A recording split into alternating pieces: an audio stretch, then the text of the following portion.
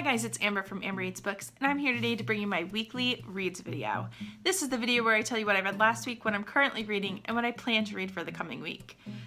I am so sorry this video is getting to you a week late. I ended up skipping a whole week, one, because of Christmas. I mean, obviously we had family come in, we had Christmas Day to ourselves, so yeah, that was just a little busy getting ready for all of that. So I was busy, but then Christmas Day came and I ended up getting a cold. Like just a cold where you just don't want to do anything. And yet I still had things to do, so I was not resting very well. But finally, the past couple of days, I got to rest, and it's still there just a little bit, but it's finally, you know, going away. I can function. I don't feel like I'm dying. And also, let's just heap things on there. So I had family come in, I got the cold, and then 2 days ago, I got up off the couch and I pulled out my lower back and I just couldn't move for the last 2 days. Today it is finally like I can move around the house very well, but there's still little twinges here and there, but it's much, much better. So I just took a break from filming. I just said, you know what? I do not feel like it. I'm not in the mood. Obviously, I am not gonna film. So finally today, while I'm feeling better, I figured I would bring this video to you guys. So this is more than a week's worth of books, even though the pile's not much bigger than a normal week's worth, but this is what I have read and what I'm going to currently be working on until next Monday's weekly read. So let's get into these books. So as always, I'm going to start with my lowest ranked and work my way up to my highest ranked book. I had two 2-star reads this week, so let's start with this first one, and that was The Christmas Genie by Dan Gutman. This started off so cute. During my last weekly reads, I told you guys how much I was enjoying it, how I was getting into the character voices. Brooke was really loving it. It's about this classroom full of kids who, on their last day before winter vacation, experience this meteorite crashing into their classroom, and this genie pops out and he says he'll grant them one wish. And in the story, that's about as far as we had gotten when I talked to you guys about it during my last weekly reads. And then this book just kind of took a turn. So it was really fun, and then he says, oh, I'll grant you one wish. So then the author decides to go through 25 different wishes. And I'm not talking like a paragraph or even just a page dedicated to each wish. It was a chapter, so at least 2 to 3 to sometimes 4 or 5 pages per wish. It was just too long and too drawn out. It was a cute idea, but I mean, some of the wishes were like a truckload of candy and the kids were fighting about why that wasn't realistic, or wanting $1 million, or no more war. They just went on and on and on, and it was too much. Brooke got to the point where she was like, Mom, I really don't want to read about the wishes, and I personally was like, yeah, I don't either. So we got to like wish 13 or 14, and we skipped ahead just to the end of the book, because it really was. It was a super long portion of the book that just was needless and lost her attention. Maybe she was a little young for it, but I'm 32 and I could not make it through the book. So I don't think that was the case. I just think that it dragged on. But then the ending just, no. So Brooke and I both agreed it was about a 2-star book because we really did like the beginning and the writing was pretty good, but we just did not like how the story progressed. The first line of this book was, "You're probably not going to believe this story." The next book that I read and finished this past week was My True Love Gave to Me, and this is by a bunch of YA authors. These are mostly contemporary stories, and I think that's where I ran into a little trouble. I like contemporary stories, but I'm not a huge fan. Like, for me, fantasy, historical fiction, those are more my go-to genres. Contemporary, while I do love some contemporary books very much, for the most part, especially YA contemporary, I'm very picky and very choosy, and I don't like a lot. The majority of these stories were 1 or 2 stars. I did keep track as I was going along and reading the book, but then once I noticed how many 1 and 2 stars there were, I figured you guys really did not want me to film a whole video talking about them, and plus it's already been over a week and I don't remember most of those. But there were a couple standout stories, and I have my notebook. I will just give you what those ones were. The first story in here is called Midnights by Rainbow Rowell. I have tried a couple of Rainbow Rowell books, and for the most part I have not enjoyed them. The only one I enjoyed was Fangirl, but even that was just an okay read for me. It was enjoyable. I do remember it, but it wasn't one that I have any drive to reread or changed my life in any way. But it was cute, and the story that was in here was pretty much the same thing. I gave it 3 stars. It was about this girl and this boy who started dating during New Year's Eve, and it kind of reconvenes for a couple of years on New Year's Eve and just tells you what is going on in their life and how their relationship has progressed. It was very cute, very enjoyable, and definitely put me in the holiday mood. The next story that I read that I really enjoyed was Angels in the Snow by Matt De La Pena. I hope I said that correctly. I gave that 3 stars as well. That was just another story that just touched me a little bit, and I really enjoyed it, though it's been a week and I don't really remember what it's about. So that kind of sucks, but I do remember at the time enjoying it. The next story that I read was It's a Yuletide Miracle, Charlie Brown by Stephanie Perkins. That got 3.5 stars. It was one of my 2 favorite stories out of this whole book. It is about a girl who kind of notices this boy who works in the tree lot next door to her apartment building, and she notices his voice most of all, that she wants to use it in one of her videos that she's making, but she doesn't know how to approach him, so she ends up buying a Christmas tree and they move it up to her apartment. But what he doesn't realize as he's trying to help her move it up there is her mother and her are they don't really have room for it because they have just storage boxes and everything everywhere. They were meant to move into another house and it fell through and they didn't want to pay for storage, so they're storing everything in this apartment. And it was just about how they went through and cleaned it out, and it was a very sweet, sweet story. I think why I liked it probably as much as I did is it touched on my OCD nature. The cleaning up of the apartment and making it cleaner and widening out the spaces, and I don't know, I just thoroughly enjoyed reading about that. So I definitely recommend that story because it was very cute and I really enjoyed it. And then the last one that I would definitely recommend was Welcome to Christmas, California by Kirsten White. That was another 3.5 star book. It was about this girl whose family owns and operates a diner, and they hire this new cook because their cook passed away. They hire this new cook who is a young man, and he just seems to have a knack for knowing what people want to eat, even if it's not on the menu. It was just a very cute, little bit of a magical kind of story, and I really, really enjoyed it. But yeah, as far as the rest of the story goes, they're just 1 or 2 stars. And after a while, like I'm reading this, because they're all like pretty much contemporary. There was one that had an element of a ghost, which was really weird, and I don't know, some of them were weird, but otherwise a lot of them were contemporary stories, and they just kind of started blending together.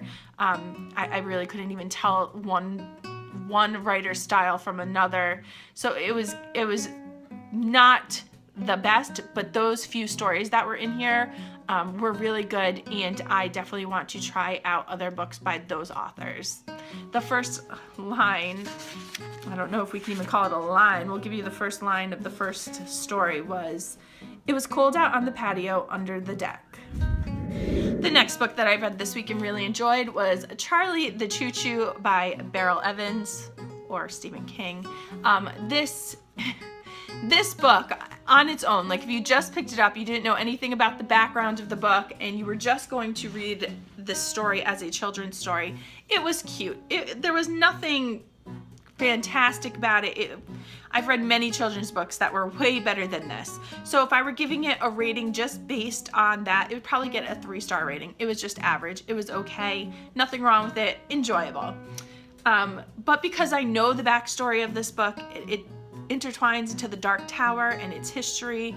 This book was actually used in the Dark Tower by a character to help solve something. That alone bumped it up a star. So I ended up giving this 4 stars.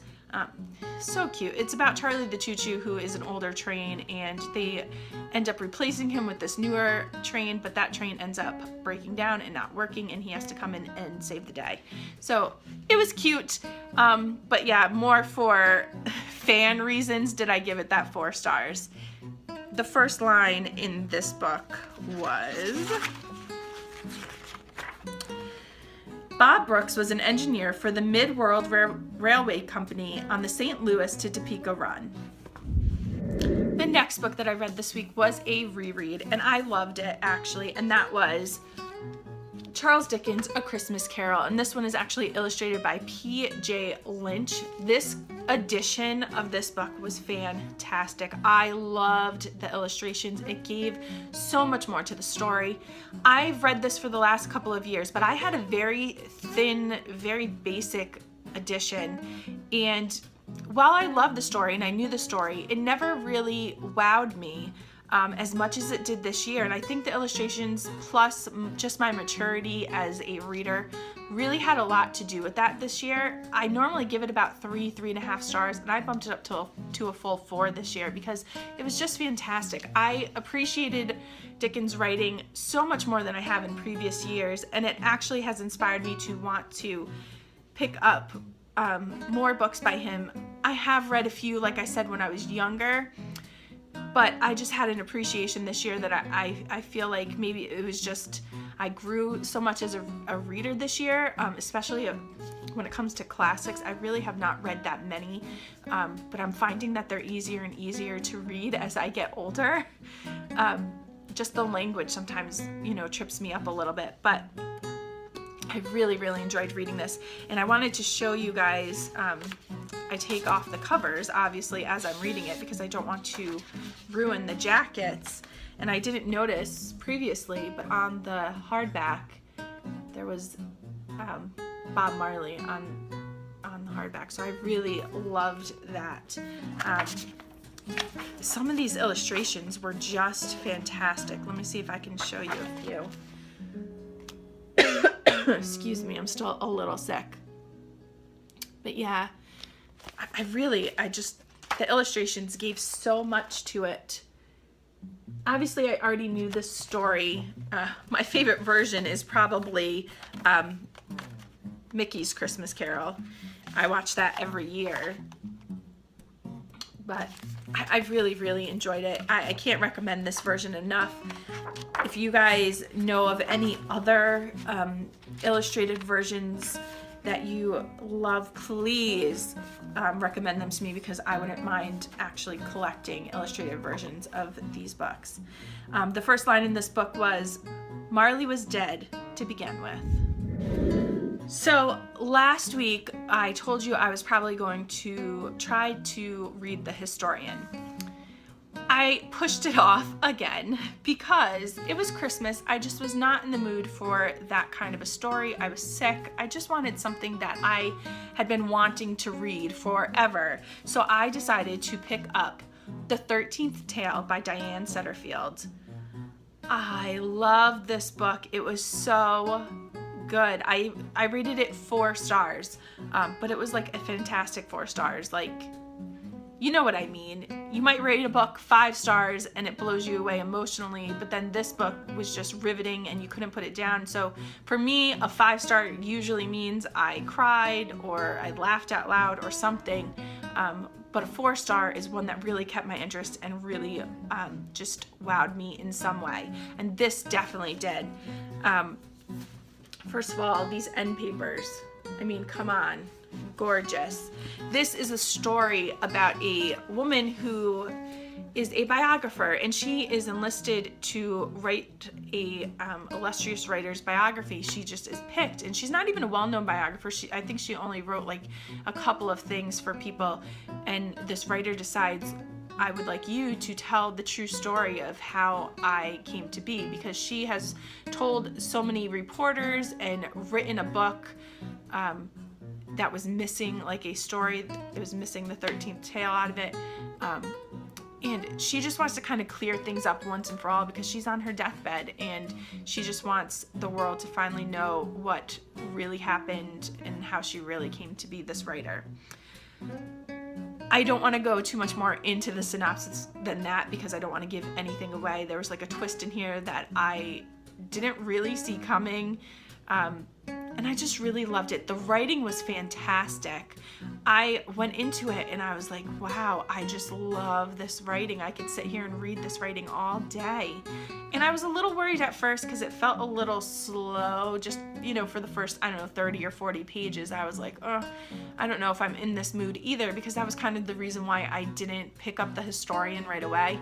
So I was like, oh, I don't know. But it happened that once I got past those 30 or 40 pages and really into the meat of the story, that it just took off, and I was just enthralled. I loved every minute of it, and I would definitely read another book by this author.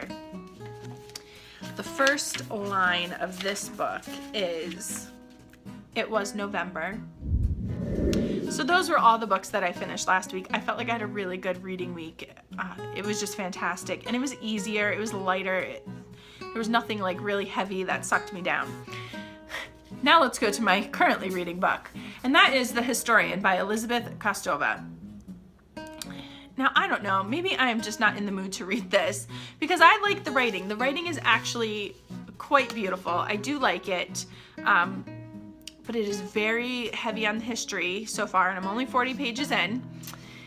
And I don't know the subject matter at all, so I cannot attest to whether the historical facts are accurate or not, so I'm just kind of going by what this is saying.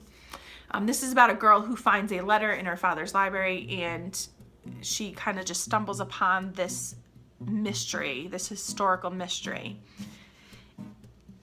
I don't know. It just seems slow, and I am not in the mood right now for a slow book. And it is huge. It's 642 pages. I might give it a little bit more. I might give it another, 20 pages or so to see if I'm really into it. If I'm not, I'm just going to DNF it because I don't want to waste my time. I like I said, I like the writing style. That doesn't bother me at all. I do find it very beautiful, so maybe I won't DNF it forever, but I might DNF it for now. We will see. So stay tuned and see what I say next week because I'm not sure how I'm going to feel about this. We'll see. So let's move on to the books that I'd like to try to read this week. This next one is probably going to be a slower paced book as well, so I'm not sure how I feel about reading it. I will definitely try to read it, but it might be more of a one that I kind of dip in and out of a little bit. We will see. And that is A Widow for 1 Year by John Irving. This was recommended to me by many people, and my coworker who recommended A Prayer for Owen Meany graciously let me borrow this from him. So I would like to read it and get it back to him, but I know he's not in a rush for it. So if I get to it, I will. If not, no big deal. I will get to it eventually. I just kind of have to be in the right headspace. I'm not sure if I'm going to be, but I really would like to try at least. And then the next book that I definitely will read this week because I just feel it calling me and I have to read it, is A Monster Calls by Patrick Ness. I'm really enjoying this cover. I think this is the movie cover, which I'm normally not a fan of movie covers, but I really, really like this one. I bought this at the bookstore recently, as I told you in my previous haul video, and it's just calling me. A monster calls. He's calling me. I want to know what this is about. So many people have talked about it here on BookTube. The movie's coming out, so I just want to read this before I see the movie. So I had to put that in this week's TBR. So in addition to those books that I just showed you, the ones that I picked out for myself to read, I'd like to at least try to pick out 2 more books just so I have some variety. So in case I get a little bored or I feel like I don't want to read it or whatever the case may be, I will have at least 2 other books to choose from. So the first one that I'm going to choose is Good as Gone. And then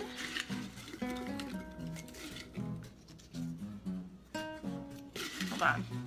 That one was stuck with another one, so I don't want to I don't want to see what I'm picking. I want to have a fresh pick. The next one is The Couple Next Door. So hold on, let me grab those. That was so funny. I just picked both of those out of the jar at random. I even had to pick again because two Post-its were stuck together, so I didn't want to see what I was picking. So I picked both of them, and they were sitting on my shelf right next to each other, and I believe these are both thrillers.